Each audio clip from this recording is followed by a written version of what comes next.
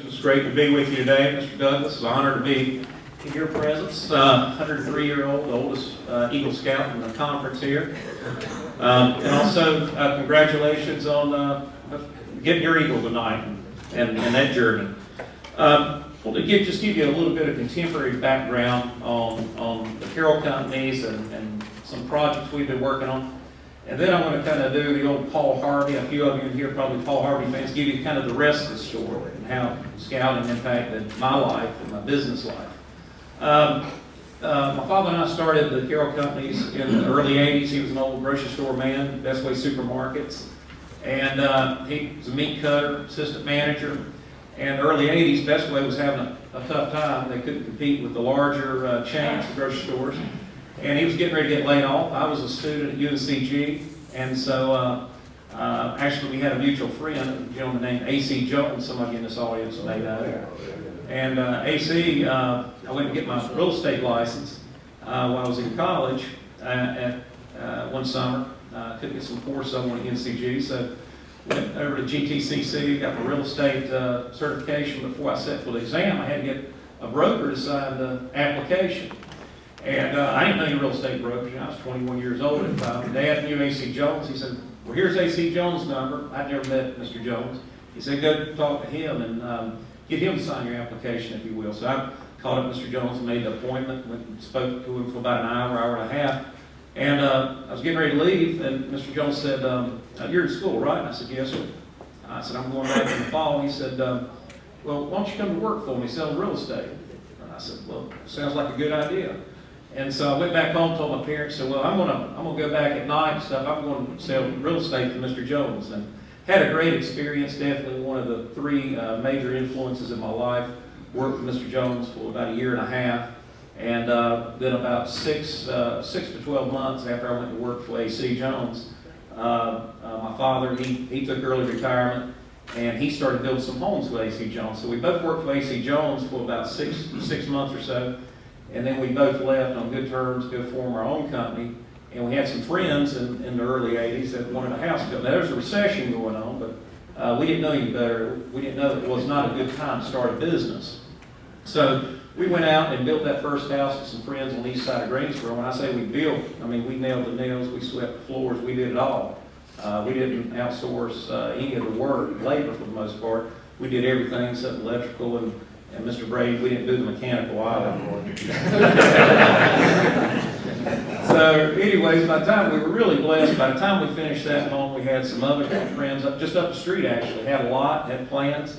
We went and built their home. So we were very, very blessed in the 80s. We were building one home at a time and then branched out, doing a couple, 3 and 4, and so on, and doing custom homes on scattered lots. And then about 1990, my father said, you know, I'd like to retire again. Won't you buy my half of the company?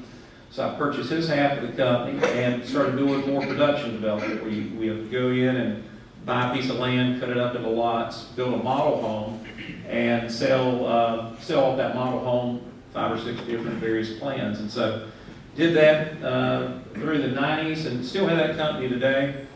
This year we'll build somewhere 60 to 80 homes. That's a small piece of our business, but it's a very sentimental part of our business since that's the company my father and I started. And so in about 1990, I also decided I wanted to start building and retaining ownership of something that I built. And so decided I would do a small apartment community, and then one thing led to another, did another apartment community, and today on about 12,000 units of apartments in the Carolinas, Tennessee, and Texas. And we've got about $350 million in multifamily apartments under development right now. And we don't have any outside investors, no equity, outside equity or anything. I tell people I had the best partner I could have and I bought him out. So, you know, some of the projects like Bill was mentioned that we're involved with currently is, of course, the Build Me Village project that we're very excited about. This is right across the street from the ballpark. And this is development that everyone wanted to see 10 years ago when the ballpark was developed. And it would have been developed. I have no doubt that you would have seen the surrounding ballpark area filled up with new development and apartments and retail and restaurants and such. If that little recession had not gotten away, it probably already would have occurred. But it's exciting to see all the developments going up. The Jones brothers and John Lomax are doing a great job, the old North State Chevrolet location. And Andy Zimmerman has a microbrewery plan just north there at Old Steel and Bone. We've got Bellmead Village. Bellmead Village consists of roughly 300 upscale, for-rent units. These will be 6-story buildings, so they'll look very urban, a little bit different than some of the other projects that be going on around downtown. All the parking will be concealed, either under the building or behind the buildings. All the buildings will be fronting the street. In addition to that, we're very happy. We also have a hotel flag. We're going to be doing a Hyatt Place hotel. This will be about 110 rooms. We're trying to program in some retail right now, and hopefully we'll have a definitive answer on that in the next couple of weeks. But real excited about this mixed-use project. Think it's good for Greensboro. It's in an area of Greensboro I'm very excited about, passionate about downtown. And of course, this is kind of on the heels of somewhat Center Point, again, with that little recession. And just kind of give you an up-to-date on Center Point. Center Point, $47 million development. It was an old Wachovia building. Most of you probably remember. It sat vacant for 16 years. And Lincoln bought the building to try to figure out what to do with it. And they bought the building, I think, to more or less preserve their surrounding property. They owned 3 sides of the building at the time. And they had talked to various development groups about redeveloping that building, and I guess no one was foolish enough to take it on until I came along. And I told Dennis Glass when I went to his the big panel conference room and everything, and tell him that I had an idea on how to redevelop that building. He said, "Well, you ever done anything like this before?" I said, "No, sir." He said, "What makes you think you can accomplish this?" I said, "Tenacity." I said, I'm just foolhardy enough to think that I can figure this out if it can be figured out. And I'm very thankful that he had confidence in our group. And we put the building under contract, and again spent $44 million renovating it, and had people lined up to buy condos. Everything was great. Actually, I had people fighting over condos, not physically, but fussing over which condo units. Then, again, that little recession hit, and overnight, a lot of people decided they didn't want to move with the onset of the recession. So I'm proud to report we're over 50% sold. We're 30% leased. We got 80% of the building is occupied. We have not reduced the price on the condos. All the residents that did go through with their purchase are very happy about that because they haven't seen their values wane. We paid off the building, don't owe anything on it. So, in my business, time is a rising tide. So eventually what will happen is, I know what it costs to replace that building. It costs more than we're selling units for. So we have a great location. I'm very proud of the job our team did in putting that project together. I think it's an asset to Greensboro, and it was a liability.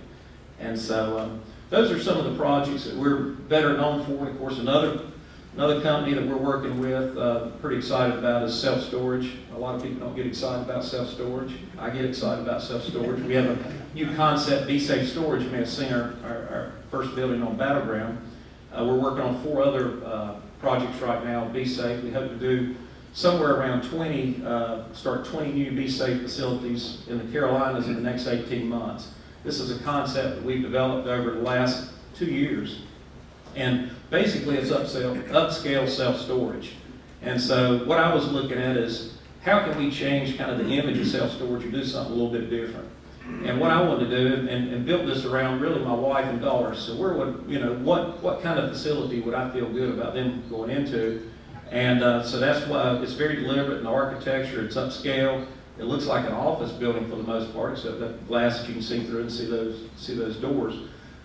We have wine storage, and again, it's very upscale. It's very well lit. It's inviting. So we're excited about it. It's been the numbers that we've seen so far off the Battleground store are very exciting. We've got another one here in town up on Horsepin Creek Road. That should be opening next 90 days. So.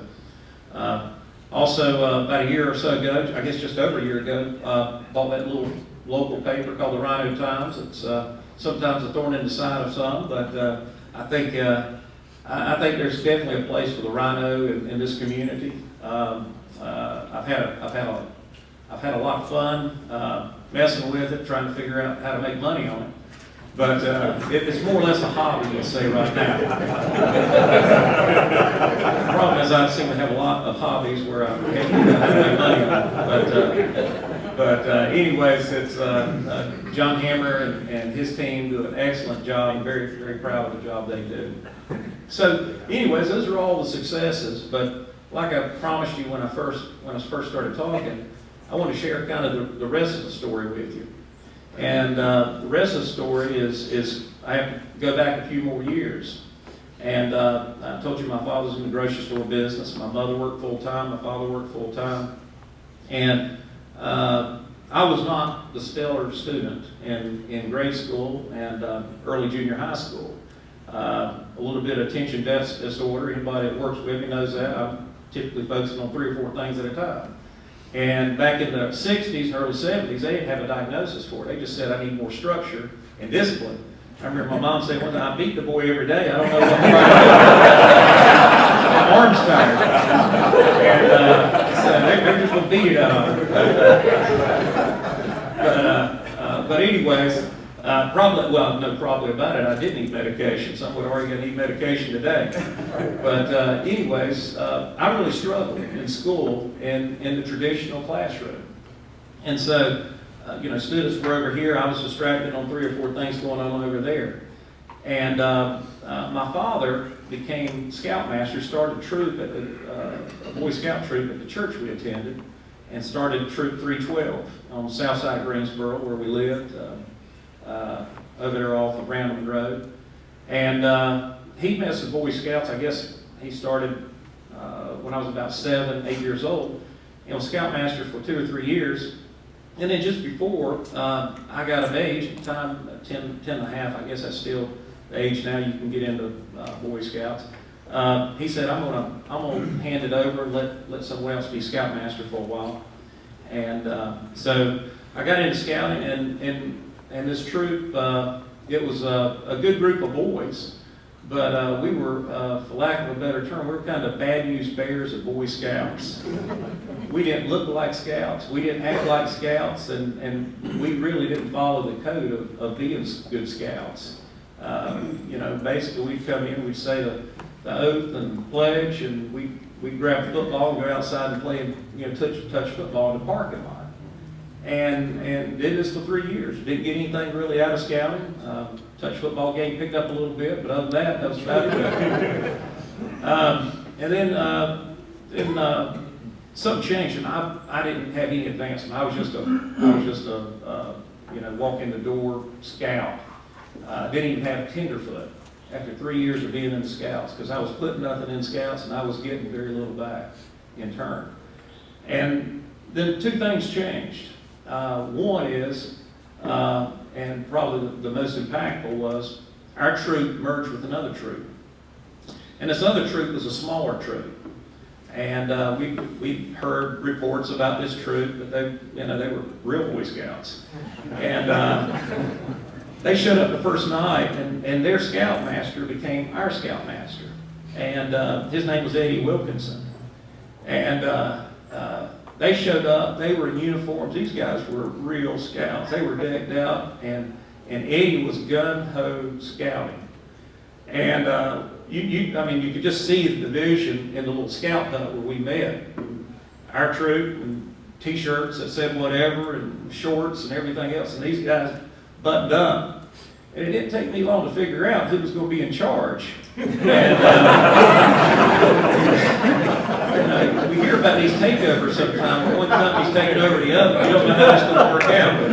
But about 5 minutes into the program there, we all realized that these guys are going to be, they're going to be the assistant patrol leaders, the patrol leaders, junior assistant scoutmaster, and everything else, even though they were the minority. And we're going to be over here, we were the flunkies, and we're going to be whatever. And we also were told that we were going to go on camping trips. I said, well, I like camping, we go 1 or 2 times a year. I said, no, we're going every month or every 5 weeks or so, we're going on a camping trip. Well, that's good, I like going, showing up, and Scoutmasters take care of us, cook food. No, that's not the program. What he means? Well, I mean, you're going to plan the trip. You're going to cook the food. You're going to clean up. You're going to do everything. And Scoutmasters said, we're going to be over here doing our thing. So well, that's a change, especially when you find out that you're no longer a patrol leader. You're down here. You're just a grunt. So we all know what that means. That means that now instead of being the big cheese, I'm the little guy down here. I'm digging the latrine. I'm cooking. I'm cleaning up. And patrol leader's sitting over here. He gets to pick the litter in terms of camping sites and all that stuff. So I quickly realized I wanted to be like those. I wanted to be more like those guys because I knew if I do one thing, I knew I wanted to be in charge. So I said, well, how do I get back to where I was as far as being a patrol leader? So you got to get past this nothing rank you have. So within a few months, I made tenderfoot, finally, after 3 years. Then just a few months after that, I actually brought my cards. I preparation this morning, so if I can read this. In June of '76, I finally made tenderfoot. Then in September of '76, I was second class. In January of '77, first class. April '77, star. And October '77, life. And then finally, this little tag, because I carry it with me. In April of '78, I finally made Eagle. And it's first Eagle Scout of Troop 312. And I can tell you, a lot of the lessons I learned then, we talk about camping and things like that, and it's a lot of fun to go camping. But the skills that I learned being, preparing for a camping trip, organizing boys, they're not a lot different than the skills I do today when I'm out here looking at a project, be it a downtown Greensboro project or something we're doing in Texas or whatever. You've got to bring the right people together. You've got to influence those people. You've got to motivate those people. You've got to make sure you got the resources lined up. So a lot of the skills that I developed when I was in scouting, not the first 3 years, those were football skills, but the second 2.5 years, I use today. I use every day of my life. And so scouting was also the first thing that I was really successful about. You see, I didn't have a lot of value in myself as a person because I just didn't stack up the way the other kids in traditional classrooms did. I'd never really accomplished anything before until I had my accomplishments that I was very proud of in scouting. And that point was a tipping point. It was a turning point in my life that I finally realized, I can accomplish something if I set goals and I'm determined to accomplish those goals. I'm smart enough I can get to wherever I want to be as a person, a human being. And so scouting definitely opened the doors for me. At that point, I figured out how to study a little bit better, how to focus a little bit better. And thank goodness college let me in, and I was able to attend college, UNCG, and get my license that I spoke about previously. But again, I can stand here today and tell you that I probably wouldn't be standing here and talking to you about a whole lot if it weren't for scouting and its influence on my life. So again, I want to thank you all for coming today, and I appreciate all of you being involved in the scouting program. Thank you.